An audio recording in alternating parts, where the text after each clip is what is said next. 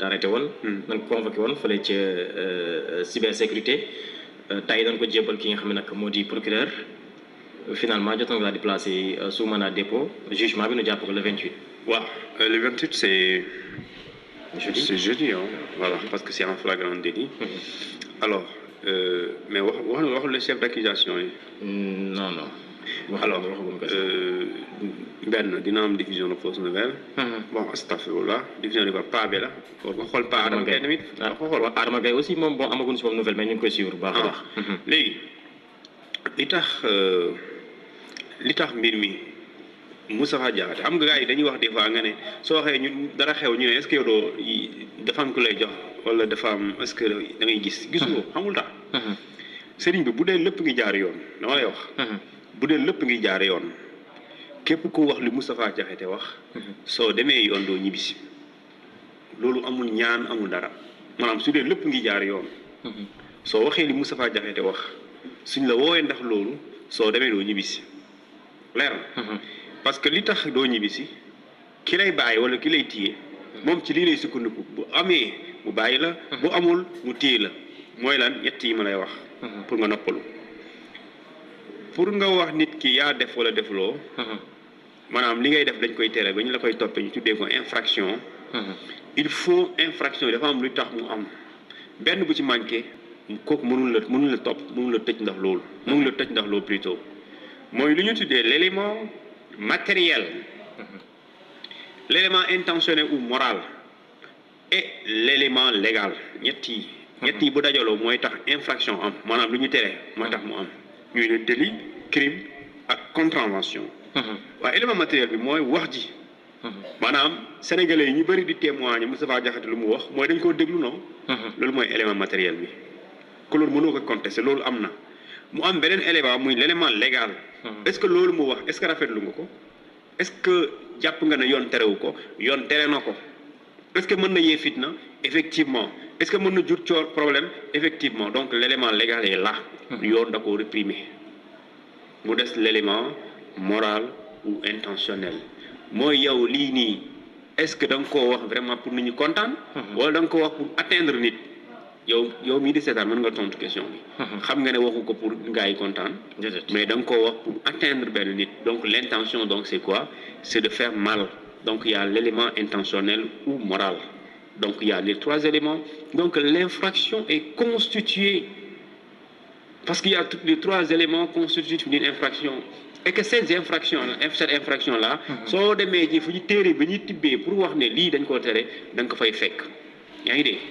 donc moo tax suñ la wooyee ndax loolu waaye boo demee di wuyu ji ndax loolu nag mënuñ la bàyyi parce que lii am na léegi moo tax Moustapha Diakhaté nee naa la képp ku ñu woo mel ni moom. mu wax lu mel ni sëriñ bi lu mu wax am na ku ma wax ne naa bàyyi sëriñ bi. Moustapha Diakhaté ku nga wax lu mel ni li paa bi wax. Moustapha Diakhaté soo demee yoon doo ñibbisi nekkal jeune. nekkal maire nekkal vieux. nekkal njool gàtt boo demee doo ñibbisi.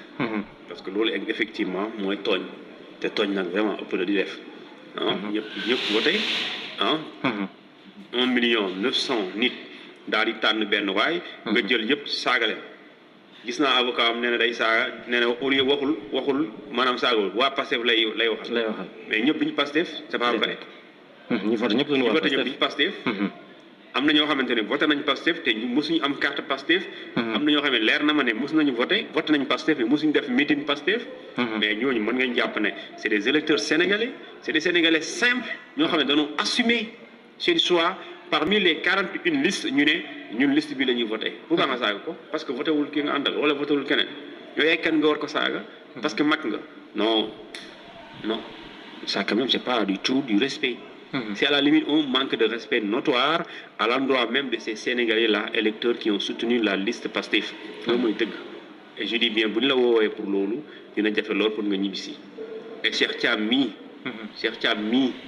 bu ñibbisee dina ma jaaxal te bu ñibbisiwul dañ koy def ma garde à vue bi mandat de dépôt la atte jàppal ne Cheikh kii nii Moustapha Diakhaté dañ ko def nii. dañ koy def effectivement Cheikh Thiam da koy bindal tey le 25 effectivement Cheikh Thiam parce que yoon sëriñ bi lu mu wax dafa rëy. lu mu wax moo gën a rëy lii di. ah moo gën a rëy moom. ñax moo gën a rëy moom mais tey jii lan nga mën xaar si jugement wu ki nga xam ne nag moo di Moustapha Diakhaté ginnaaw bu ñu ko placé sous mandat de dépôt naka tey jii. boo xamoon chef d'accusation yi maa ne la lii nii ñaari at wala benn at juróom benn at. wax la ko. mais boo xamul li ñu koy toppee. moo wax ne il faut nga tëdd ñaari fan wala ñetti fan. du dëgg.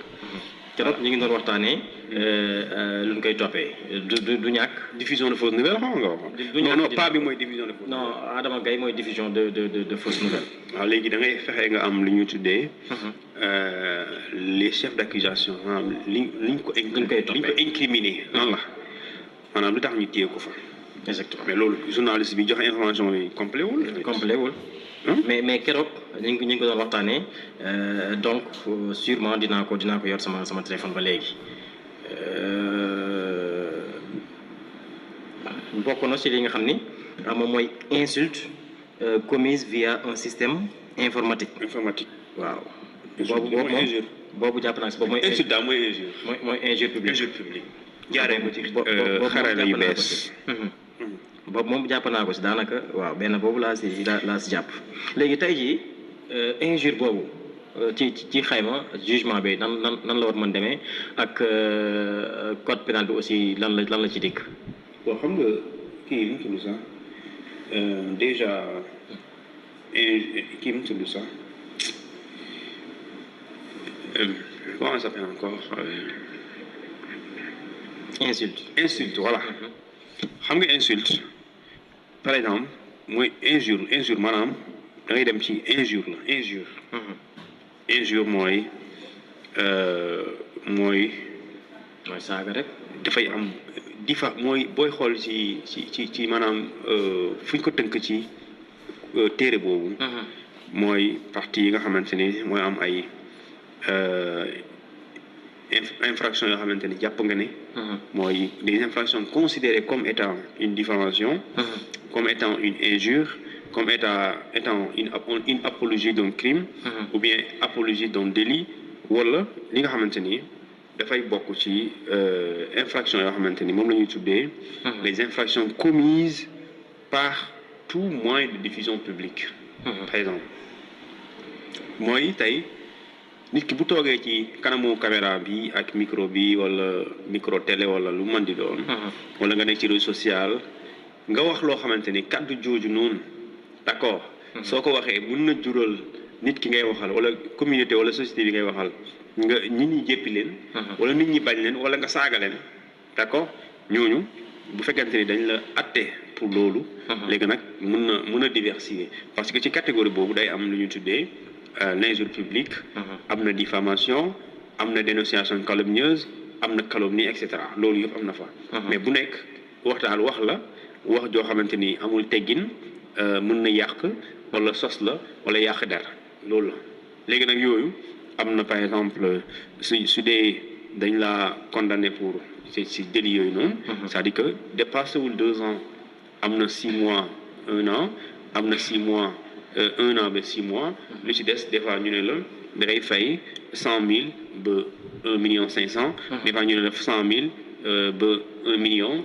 tout dépend wala ñu ne la léegi doo tëdd nombre de jours bi. mais da ngay jël benn daan ci daan yooyu mooy entre xaalis fay xaalis. ak tànn mais ki lay attee moom danaan mën na la daan benn ci daan yi. mën na la teg benn ci daan yi plutôt comme mën na jël. daan la ay fan kaso. wala ay weer ba pare teg la xaalis nga fay ko. ñaari tout dépend de waaw parce que dañ naan ak suuf si mën na nekk. waaw man bien sûr. tout dépend de lui. ok alors. loolu yëpp bañ tooñ daal moo gën. moo gën moom. sànq la comme ni daaw di mën di wax. nee na tooñ baaxul. neen daal kii def na ko dama ko def du man moo ko gën Daoud maa ngi naan Daoud sax Thioune li nga xam ne nag moo di la secrétaire exécutif national bu APR danoo génne commune